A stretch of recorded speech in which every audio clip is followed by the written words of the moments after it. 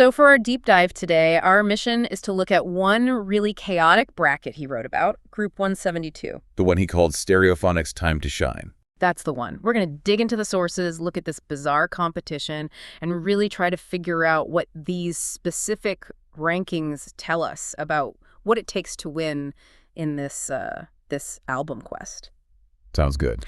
Okay, let's unpack this group. It was, a stylistic minefield. You had emotional Welsh rock against American nu metal. And glossy pop and classic film scores thrown in for good measure. Exactly.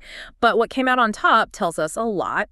Coming in second, so, just barely making it through, was Who You Are by Jessie J. And what's fascinating here is the tension you see in the analysis between, technical spectacle and actual consistency. Right. The source notes right away that if vocal gymnastics were an Olympic sport, she'd be a gold medal contender. Her ability is just, it's off the charts. Absolutely. But the author also said the album's quality was a bit like her vocals erratic. Yeah, high peaks, but some pretty steep valleys, too. But he did say it was successful in just throwing everything at the wall. The whole genre kitchen sink. Let's get specific on that. What kind of styles are we talking about? Well, you've got pure assertive pop, like Do It Like a Dude.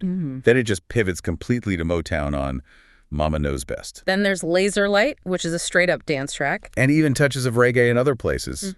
I think the key takeaway was that she wears her heart on her sleeve and is not afraid to try stuff. And that got her through. But only into second place. To beat her, the winner had to overcome all that firepower and all that versatility. Which it did. And that winner was Stereophonics' fourth studio album, You Gotta Go There to Come Back. And this result, I think, gives us our first big clue about this whole quest.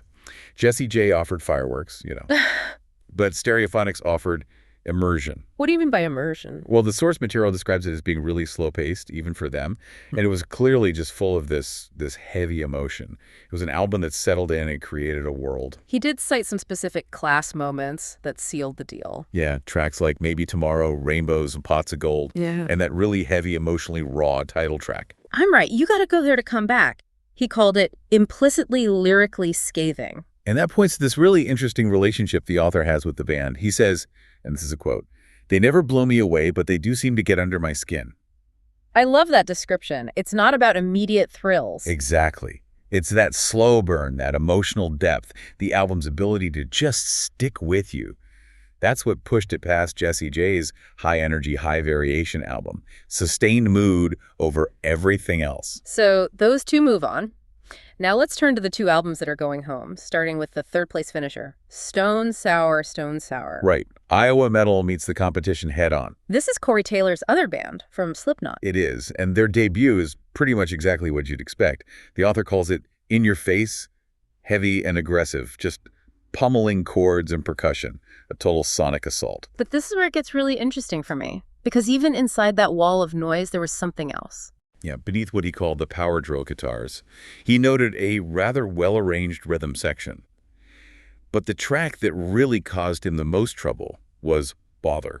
It's the ultimate curveball on that album. A complete outlier. You have this relentless aggression, and then suddenly there's Bother, which is completely stripped down, it's gentle, it's melodic. He called it a beautiful little composition suspended like a small paradise island amongst the thrashing ocean of the rest of the album. Which is just incredible imagery. It is. But that's the big question for me. If they created something that compelling, a paradise island, why did they still only get third? Shouldn't one perfect track be enough to elevate the whole thing? And that is the crucial point here. He called it a proper driving metal headbanging album, but his final verdict was that a little more diversity would have helped to enhance it. So Bother was a highlight, but it also highlighted the lack of variety elsewhere.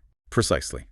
In the end, that one beautiful song, monumental as it was, couldn't make up for the overall sameness of the rest of the record. It lost out because the other two albums, they showed more range or a more sustained emotional impact across the entire track list. Which brings us to last place, fourth, going home without a fight, really. The #1 Sci-Fi album, a various artists compilation. You know you're in a tough group when you're up against John Williams. But yeah, compilations are always tricky in a quest like this. This one really suffered from a split personality, didn't it? A huge one. Disc 1 was, exceptional. Massive Hollywood film scores. John Williams, Vangelis, James Horner, Alan Silvestri. We're talking Superman, Star Wars, Jurassic Park, these huge sweeping orchestral pieces. Fully realized works. But disc 2... Since where the wheels came off the starship. Completely. We move from these epic film scores to TV music, Doctor Who, The X-Files, Thunderbirds. Which are iconic themes. They are, but they work as snappy 30-second intros. The author's point was that they are not quite up to the job of being a fully realized piece of work one can sit down and listen to from start to finish. So that's a huge takeaway for the album quest as a whole. An album has to work as a complete long-form experience. Exactly. The TV themes just couldn't compete in a listening environment where they had to stand on their own as full tracks. Cohesion is everything. It wasn't judged on fame, it was judged on structural integrity. Okay, so to recap the final rankings for Group 172. Number 1, Stereophonics. 2, Jessie J. 3, Stone Sour. And 4, the Sci-Fi compilation. If we pull all that together, what does this one group tell us about the bigger quest? I think it reveals that the emotional, immersive quality of Stereophonics, that album that gets under your skin, is a much stronger metric for this author than raw power, like Stone Sour, or even spectacular but messy diversity, like Jessie J. So sustained mood beats peak aggression or peak technical skill. It seems so. It's depth over flash. The quest is looking for albums you can, live inside for 45 minutes. I like that. But we have to close this out with the author's final quirky little question from the source material. It's about that fourth-place finisher. Oh, yeah, the Batman question. He just asks, just before I go, let me just ask, is Batman really sci-fi? I think not. A perfect little nerd-out moment to end on. It is. So if you're taking away some key nuggets from this, remember that incredible contrast on the Stone Sour album? That one perfect track, Bother, and how it still wasn't enough. And remember how Jessie J's incredible genre hopping almost got her there, but was ultimately beaten by the quiet, emotional weight of Stereophonics. Which leads us to our final thought for you to chew on. And it's an important one for anyone who loves music. If your goal is to find the best album, how much weight should you give a single perfect track like Bother? Does one perfect diamond justify the surrounding rock? Or does the less inspired rock actually diminish the diamond's overall score? It really challenges how we value an album as a whole. Something to think about as this album quest continues. Absolutely. We'll catch you on the next deep dive into the relentless world of music competition.